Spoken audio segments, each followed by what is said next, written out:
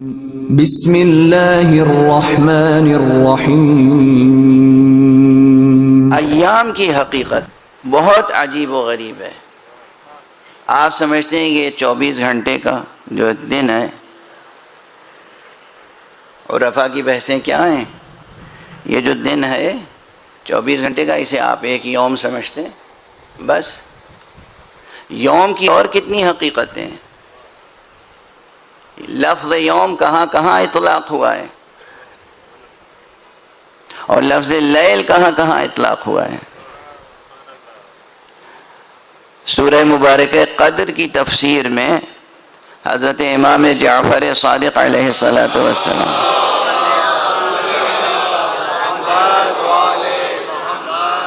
کا ارشاد گرامی مشہور ہے۔ آپ نے فرمایا ہے کہ یہ لیلۃ القدر کو سمجھتے ہو کہ اس کی حقیقت کیا ہے؟ آپ کے اصحاب میں سے تھے، مگر انہوں نے کہا نہیں مولا، ہم نہیں سمجھتے، اللہ کا رسول سمجھتا ہے، اللہ کے رسول کے اوصیاء سمجھتے ہیں۔ کہا لیلۃ القدر سے مراد دراصل ذات گرامی جناب فاطمہ زہرا صدیقہ کبریٰ ہے۔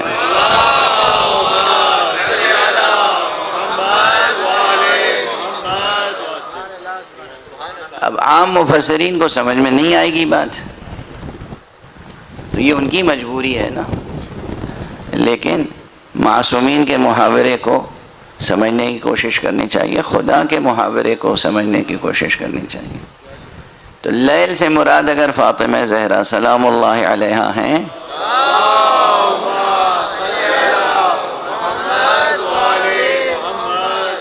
تو ذہن یہ بات قبول کرنے کے لیے آمادہ ہو جاتا ہے کہ پھر یوم سے مراد امیر المومنین علی ابن ابی طالب علیہ السلام۔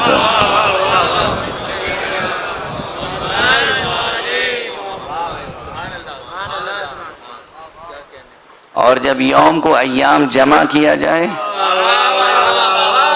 تو پھر ایام اللہ سے مراد پیغمبر سے لے کر امیر المومنین سے لے کر امام حسن مجتبیٰ سے لے کر امام حسین شہید کربلا سے لے کر امام حجت علیہ السلام تک۔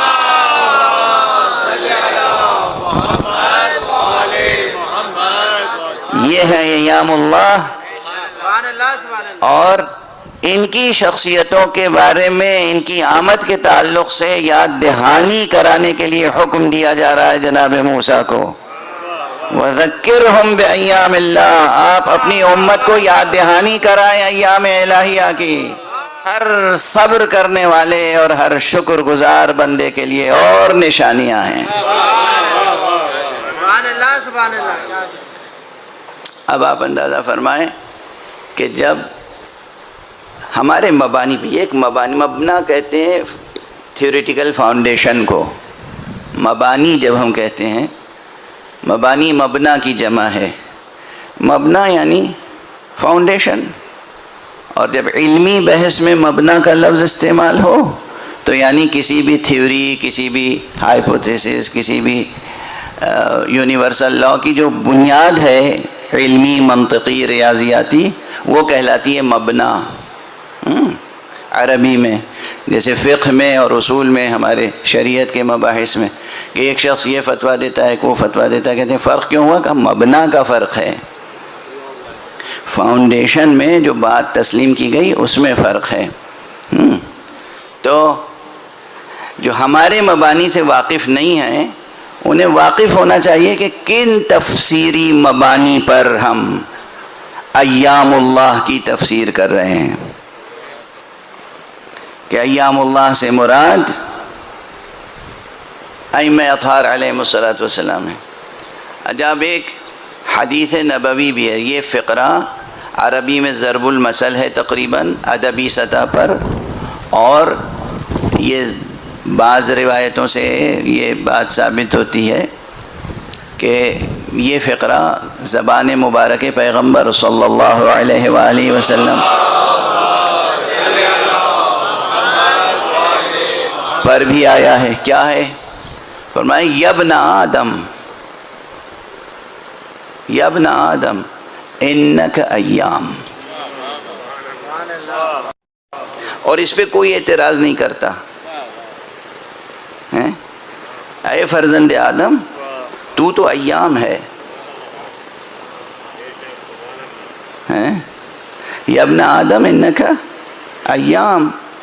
یہاں کوئی اعتراض نہیں کرتا، کہتے ہیں یہ مفہوم صحیح ہے، مضمون صحیح ہے، ہاں پیغمبر نے فرمایا، اس کا معقول مفہوم موجود ہے. اچھا آپ یوم ہیں، آپ یوم ہیں، آپ یوم ہیں، اور علی کو اگر ہم یوم اللہ کہیں،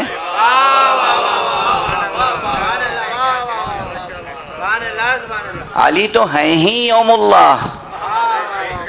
اگر ہم اور آپ ایام ہیں تو وہ تو ہیں ہی ایام اللہ، اس میں کسی شک کی گنجائش نہیں ہے. علی فرزند تراب نہیں، پدر تراب ہیں.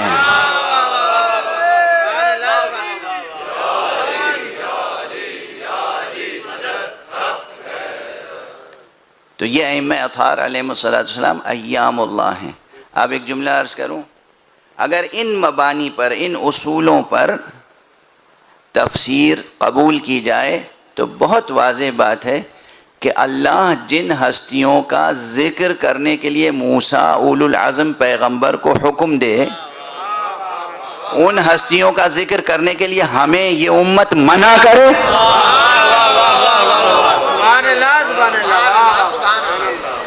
اللہ حکم دے رہا ہے کہ ان ہستیوں کا ذکر کرو اور اپنی امت کو بتاؤ کہ کون کون ہستیاں آنے والی ہیں. اور جب وہ ہستیاں آ گئی آنے سے پہلے، اور جب وہ ہستیاں آ گئیں اور گزر گئیں تو اب تو اور ہم پر لازم ہے کہ ان کا تذکرہ مسلسل کریں، مدام کریں. سعادت مند ہیں وہ حضرات کہ جو امام بارگاہوں میں یا مسجدوں میں یا اپنے گھروں پر مجلسیں منعقد کرتے ہیں اور مجلسیں ذکر اہل بیت منعقد کرتے ہیں. ذکر اہل بیت کے صدقے میں ہاں اور بہت سی باتیں ہو جاتی ہیں، فقہ بھی ہے اور شریعت بھی ہے اور تاریخ بھی ہے، عرفان بھی ہے، منطق بھی ہے، فلسفہ بھی سب ہے، لیکن اصل محور ذکر مبارک اہل بیت ہے. ایک صلوات پڑھ لیجئے محمد والا.